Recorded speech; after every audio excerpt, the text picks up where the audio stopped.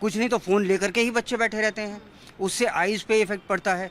कोई डॉक्टर वो ज़्यादा बेहतर समझा देगा, लेकिन हाँ, ये एडिक्शन ख़राब है और इसका टाइम लिमिटेशन होना चाहिए, क्योंकि अब डेवलपमेंट उस लेवल का हो गया है, तो आप ये भी नहीं कह सकते कि नहीं हम तो मोबाइल यूज़ नहीं करेंगे, इंटरनेट यूज़ नहीं करेंगे। ये हमें यूज़ करना ही पड़ेगा। अदर यस यस, सभ्यता जो है वो स्थिरता का नाम नहीं है, वो स्थिति का नाम है। वो स्वयं भी परिवर्तित होती है, अपने अंदर की चीज़ों को परिवर्तित करती है। हमारे पास में एक इनोवेशन के साथ में एक चीज़ आई तो हम उसको यूज़ करेंगे ना, या मैं आज भी तलवार के साथ जाकर के लड़ता रहूँगा? नहीं ना, मेरे पास मिसाइल है तो I would be using that, जो ज़्यादा बेहतर होगा। तो हमें इंटरनेट तो यूज़ करना ही पड़ेगा, लेकिन हाँ, जो उसके हिसाब से जो बाउंडेशंस हैं कि भाई एक घंटे तक आप देख सकते हैं, बच्चे 2 घंटे तक। और इसमें एक बहुत अच्छी बात है कि इसमें ऐसा नहीं है कि माँ बाप के ऊपर कुछ जाएगी पेनल्टी। अब बच्चे मान लीजिए अगर देख रहे हैं तो पेनल्टी उसके ऊपर है जो इंटरनेट प्रोवाइडर है, जैसे यूट्यूब हो गया, जैसे इंस्टा हो गया, इन लोगों के ऊपर है। तो यही मेरा कहना था। ठीक है, माया जी, क्या आपका क्या स्टैंड है? क्योंकि सबसे बड़ी बात ये होती है कि लोग ये कह रहे हैं कि बच्चों को कंट्रोल करने के लिए, क्योंकि समय की मांग है कि टेक्नोलॉजी आगे हम बढ़ रहा है तो उसके साथ हम भी आगे बढ़े, और पूरी तरह से बैन लगाना ये पॉसिबल भी नहीं है। लेकिन ये भी बात है कि बच्चों को कंट्रोल करने के लिए, उनका ध्यान रखने के लिए पेरेंट्स को भी ध्यान रखने की जरूरत है। दूसरी तरफ कर्नाटक सरकार ने जो ड्राफ्ट जारी किया, उस पर आपका क्या स्टैंड है? देखिए, जो कर्नाटक सरकार ने करा है, मैं बिल्कुल सहमत नहीं हूँ इस बात से। मैं बिल्कुल साफ ने मैंने सभी को सुना, लेकिन आप ये देखिए, आज हम प्रगति पे एक पथ पर हैं, तो हम पीछे जाएंगे या आगे जाएंगे? इंटरनेट सुविधा जो है हम लोगों के हर चीज़ में आज के टाइम में सहायक है, हर चीज़ में। आप ये देखिए, कर्नाटक तो हब है मार्केटिंग। कर्नाटक के अंदर जो बेंगलुरु एक्सप्रेस बोलते हैं वो तो पूरा उसी पे चलता है सारा, नेट के थ्रू। अगर आईटी हब को अगर आप कंट्रोल कर देंगे, रात में बंद कर देंगे, आप बच्चों के प्रोस्पेक्ट से देखिए हर फैमिली पे 2 बच्चे हैं। हाजिम साहब भी अपनी एक वीडियो दिखा रहे थे, सभी के बच्चे मोबाइल चलाते हैं, मेरा बच्चा भी एडिक्ट है। लेकिन इसमें सरकार कहाँ तक इसमें आती है, हमें उस पर विश्लेषण करना ये चाहिए, क्योंकि इसमें माँ बाप की गलती पहली काम होती है कि हम बच्चों के हाथ में मोबाइल देते हैं, सरकार नहीं देती है। सरकार हमें सुविधा दे रही है, हम उस सरकार की सुविधा का दुरुपयोग कर रहे हैं, सदुपयोग करते हैं, ये हमारे ऊपर है। अगर मैं 3 साल का बच्चा या 5 साल या 10 साल का बच्चा मोबाइल चला रहा है तो वो माँ बाप पे निर्भर है, और माँ बाप उसके हाथ में अपना पिंड छुड़ाने के लिए देते हैं कि चलो मेरी जान छोड़ो, तुम इससे खेलो। जैसे अमित भैया ने बोला, बीजेपी के स्पोर्ट्स पर्सन, उन्होंने बोला कि हम माँ बाप ही अपने बच्चों को देते हैं हाथ में मोबाइल, अपना पिंड छुड़ा लेते हैं, हम अपना शांति ढूंढते हैं और उनको एक तरफ शांति से वो मोबाइल में लग जाते हैं। तो इसमें सरकार थोड़ी दोषी हो गई।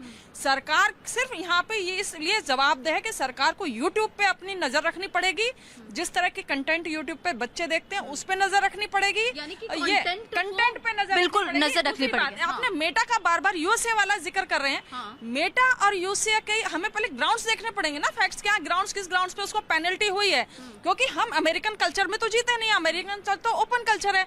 हमारा भारतीय परिवेश में अगर हमारा बच्चा इंटरनेट पे क्या देख रहा है, हमें उस पे नजर रखनी है। तो समस्या वाइड हो रहा है, जैसे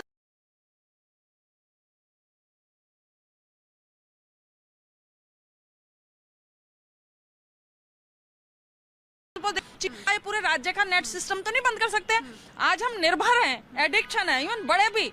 मेरा सबसे ज्यादा, मेरा अपना स्क्रीन टाइम बहुत ज्यादा होता है, लेकिन उसका मतलब भी थोड़ी मैं बहुत सारी चीजें गलत कर रही हूँ। हमारा पूरा मटेरियल देश के लिए हम बात करते हैं, आजकल टीवी नेट निर्भरता सभी चीज पे है। देखिए, टेक्नोलॉजी आपको दे रही है, लेकिन देने के साथ कुछ ले रही है, लेकिन हमें ये निश्चित इस्तेमाल सही से करना पड़ेगा।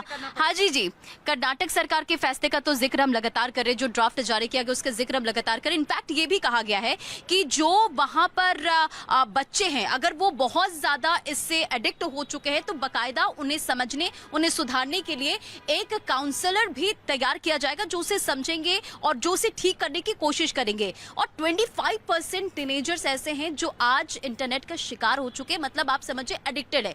ये आंकड़ा कितना गंभीर है और फैसले को आप कैसे देखते हैं? हाँ, देखिए रंजना जी, देखिए जब यहाँ पर टेक्नोलॉजी की बात आती है, देखिए मोबाइल सबकी ज़रूरत है, और देखिए इंटरनेट वो भी सबकी ज़रूरत है, क्योंकि एक ऐसा आईटी सेक्टर में ऐसा हब बन चुका है कि बिना इंटरनेट के आप कुछ नहीं कर सकते, बल्कि आपका जो ये चैनल चल रहा बगैर इंटरनेट के ये भी नहीं चल पाएगा।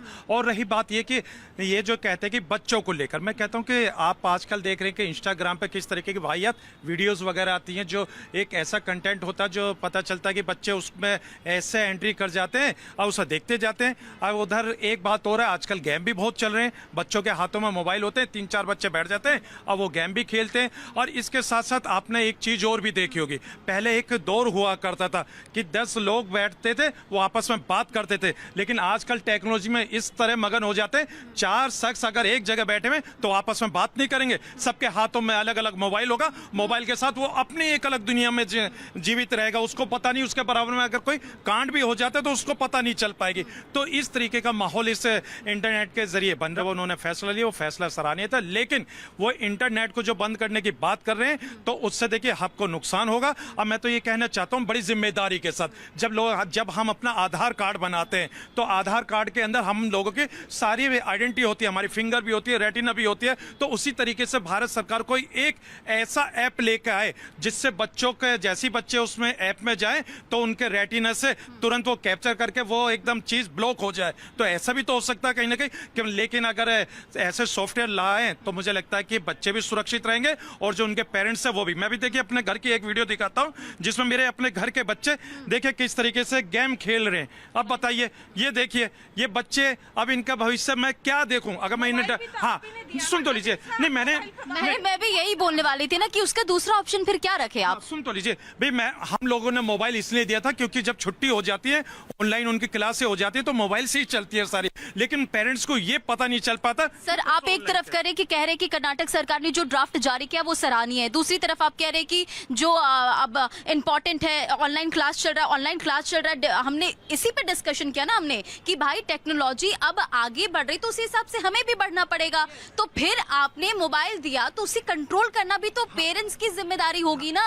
देखिए रंजना जी, मैंने एक बात कही, ऑनलाइन क्लास का भी एक अलग सॉफ्टवेयर होता है, टीम के द्वारा करा जाता है, लेकिन मैं ये कहना चाहता हूँ कि कोई भी ऐप अगर स्क्रीन टाइम तो तब, हाँ देखिए स्क्रीन टाइम बढ़ रहा, लेकिन आप मेरी बात समझिए, मैंने कहा कि इस रेटिना की वजह से उसकी आइडेंटिटी का पता चल जाता है कि बच्चा हो या बड़ा हो या कौन हो, कहीं भी उसकी आइडेंटिटी पता हो सकती है। और उसी तरीके से एक ऐप ऐसी होनी चाहिए जो मोबाइल में इंस्टॉल हो जाए, अगर कोई भी बच्चा अगर उसको चालू करता है तो अगर अच्छी चीज सीखने की वो कोशिश करता है तो वो चालू रहे, अगर जैसी वो किसी दूसरे सॉफ्टवेयर में जाए या ऐप में जाए वो तुरंत ब्लॉक हो जानी चाहिए उसकी तरफ से। ठीक है, ज्यादा स्क्रीन टाइम बच्चों पर गंभीर असर डाल रही ऋचा जी, जो हमने रिसर्च किया या फिर जो रिसर्च जिसके बेसिस पे सरकार फैसला ले रही है। दूसरी तरफ देखिए पॉइंट ये भी है कि मोबाइल के लिए चाइल्ड प्लान का सुझाव, उम्र के हिसाब से डिवाइस ऑपरेटिंग सिस्टम डेवलप करने का सुझाव, ये ड्राफ्ट में दिया गया कर्नाटक सरकार की तरफ से, जो ऐतिहासिक ड्राफ्ट पेश किया गया है।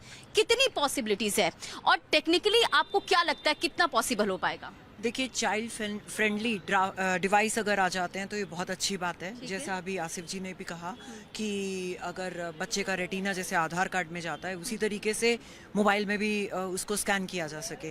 और चिल्ड्रन डिजिटल वेलफेयर पॉलिसीज़ ज़रूर बननी चाहिए, क्योंकि आज हर 5वां बच्चा मानसिक रोगी होता चला जा रहा है और बहुत सारी ऐसी चीज़ें सामने आ रही हैं कि जो कंटेंट इसमें देखा जाता है वो भी बहुत गलत है। और उसके ऊपर हम क्या मानसिकता बच्चों में डेवलप कर रहे हैं, क्योंकि हमारी जो भी गेम्स बच्चे देखते हैं उसमें गोली चलाना, बम फोड़ना, तो बच्चे क्या मानसिकता सीखेंगे। तो हम उनकी थाली में